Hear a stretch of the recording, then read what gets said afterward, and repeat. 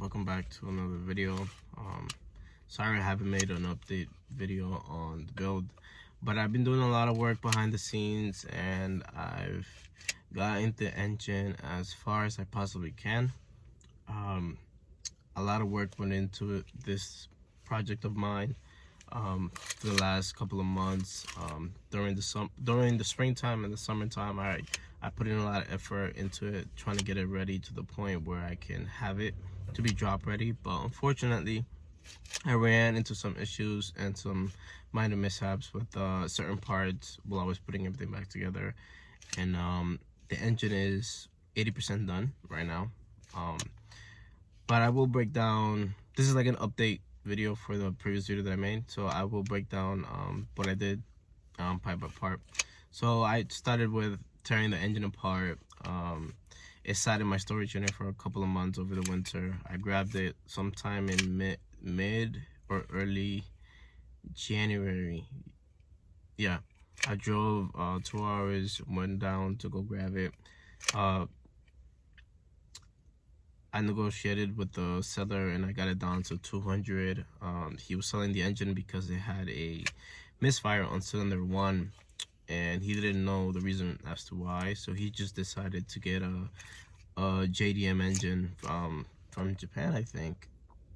Yeah, he got it directly from Japan, not from one of the dealers here, but he got it from Japan for his car. So the engine that I have is a 2009 TSX engine, and that's the K24 Z3, which is exactly the same as a K24 Z7 from a 11th gen SI, I believe.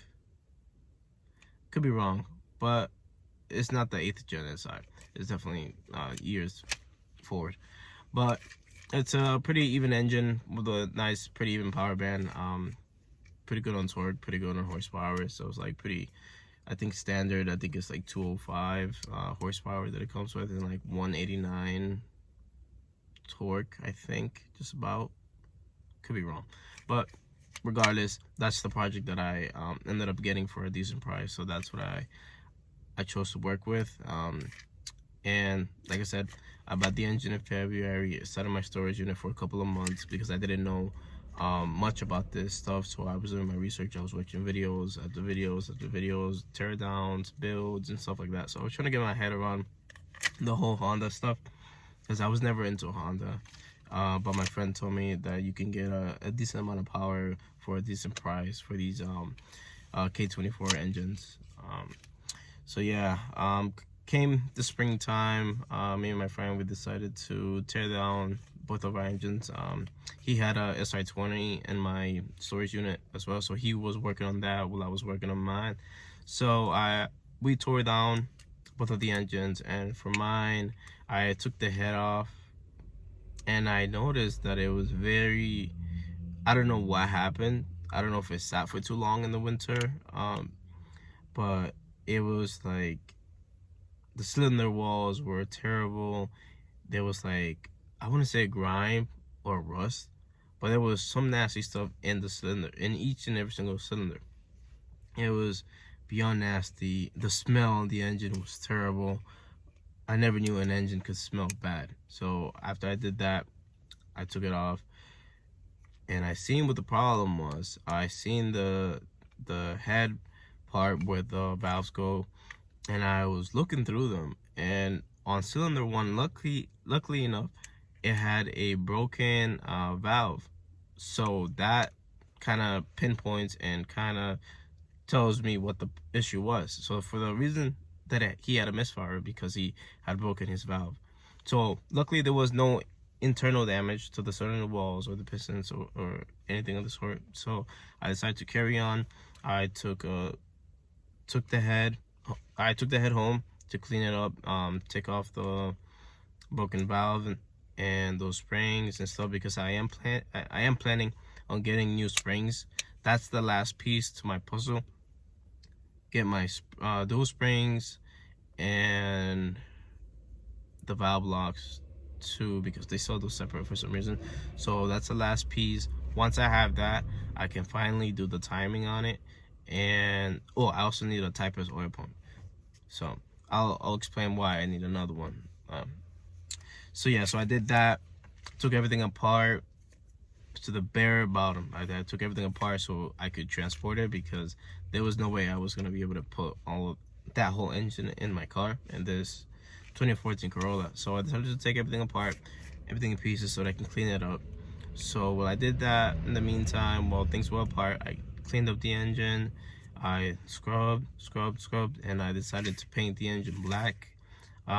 Everybody usually goes for like a silver type color, but I wanted to be a little bit different, so I chose black.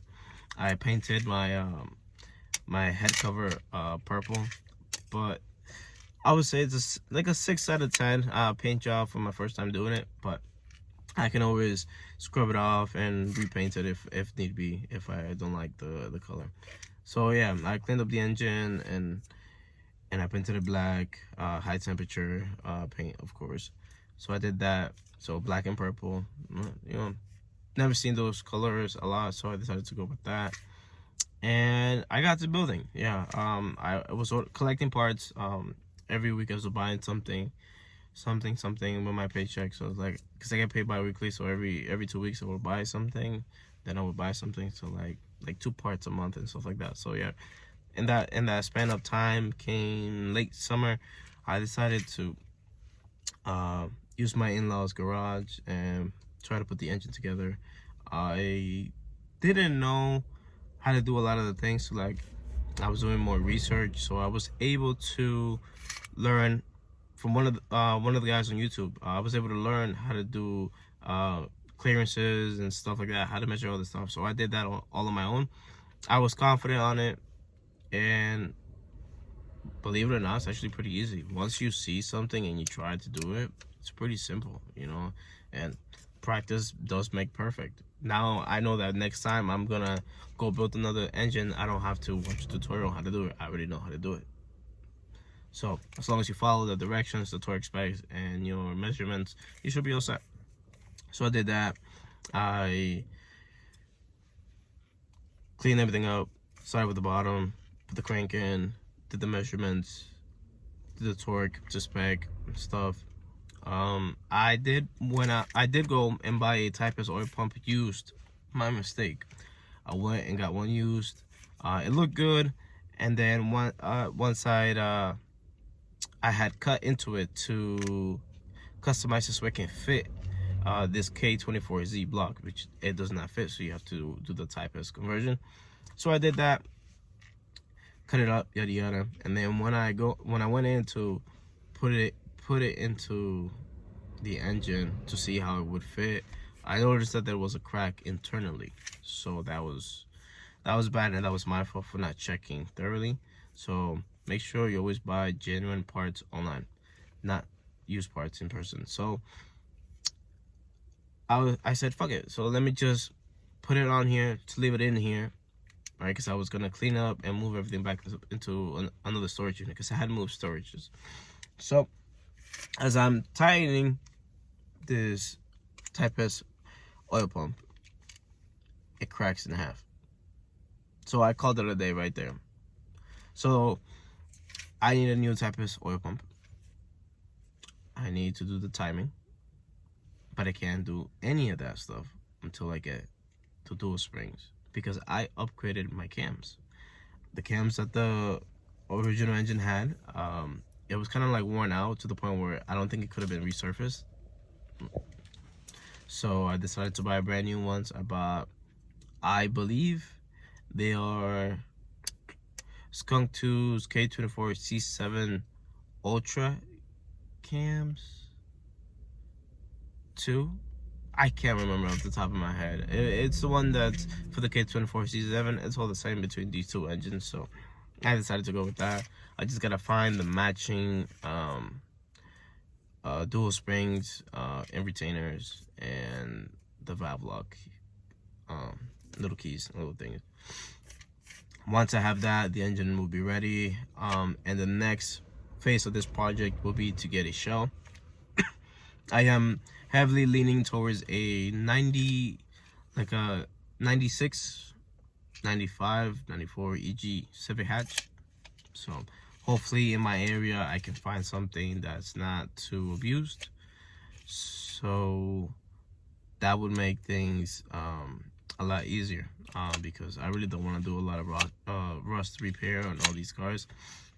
And I don't have a garage as of right now, and I don't have anywhere to keep it. So hopefully when that time comes, I have somewhere to do all this work. Hopefully get a storage unit or something that's big enough to be able to do the work.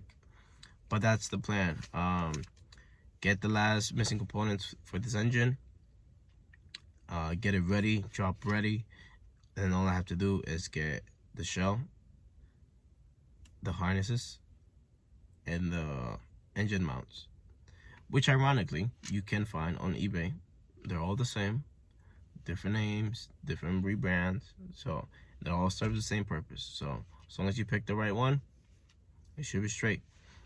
And this is pretty much like a budget eBay build, kind of. I'm not trying to go too crazy with it. I just want to have a nice fun project for next year, because I didn't get to do anything this year. So hopefully I can find a decent project, like I said, something clean, nothing too expensive, so I can do the work nice and quick, so that I can enjoy the summer, with a nice little project.